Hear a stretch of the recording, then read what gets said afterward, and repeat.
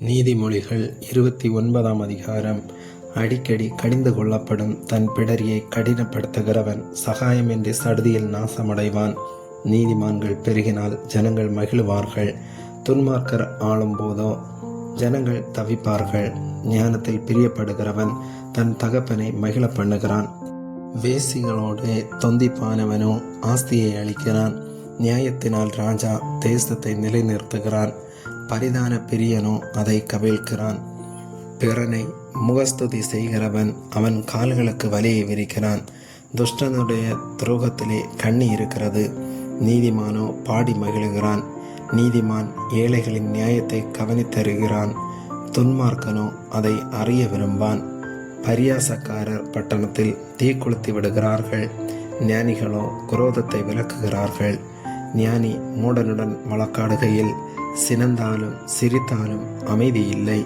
இரத்த பிரியர் உத்தமனை பகைக்கிறார்கள், செம்மையானவர்களோ அவனுடைய பிராணனை காப்பாற்றுகிறார்கள். மூடன் தன் உள்ளத்தை எல்லாம் வெளிப்படுத்துகிறான், ஞானியோ அதை பின்னுக்கு அடக்கி வைக்கிறான். அதிபதியானவன் பொய்களுக்கு செவி கொடுத்தால் அவன் ஊழியக்காரர் யாவரும் துன்மார்க்கராவார்கள். தரித்திரனும் கொடுமைக்காரனும் ஒருவரை ஒருவர் சந்திக்கிறார்கள், அவ்விருவருடைய கண்களுக்கும் கர்த்தர் வெளிச்சம் கொடுக்கிறார். ஏழைகளுடைய நியாயத்தை உண்மையாய் விசாரிக்கிற ராஜாவின் சிங்காசனம் என்றும் நிலை பெற்றிருக்கும். பிரம்பும் கடிந்து கொள்ளுதலும் ஞானத்தை கொடுக்கும்.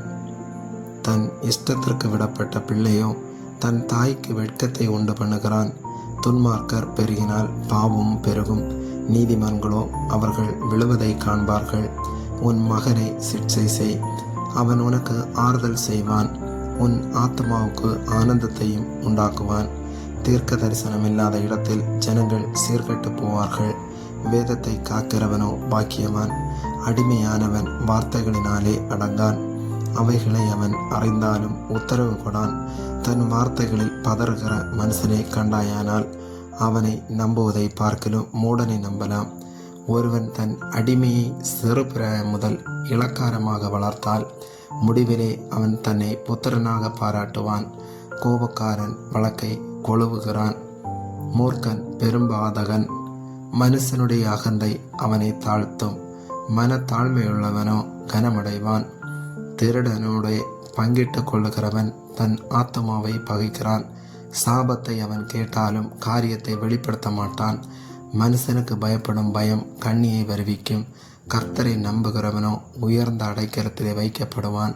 ஆளுகை செய்கிறவனுடைய முக தரிசனத்தை தேடுகிறவர்கள் அநேகர், ஆனாலும் அவனுடைய நியாயம் கர்த்தராலே தீரும்.